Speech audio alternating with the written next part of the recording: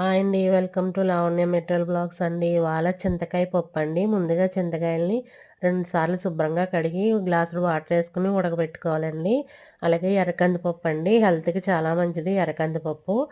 కొంచెం ఉడికిన తర్వాత ఉల్లిపాయ, పచ్చిమిర్చి వేసి మగ్గనివ్వాలండి. అలాగే చింతకాయలు కూడా ఉడికిపోయినాయండి. దీంట్లో ఉడికిన దాంట్లో వాటర్ తీసేసుకొనండి పప్పు గుత్తితో నలిపి మళ్ళీ అదే దాంట్లో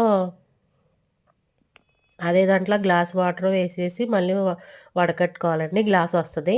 అలాగే ఉల్లిపాయ, పచ్చిమిర్చి మగ్గినయన్నప్పుడు పసుపు, ఉప్పు వేసండి కొంచెం ఉడకనివ్వాలి.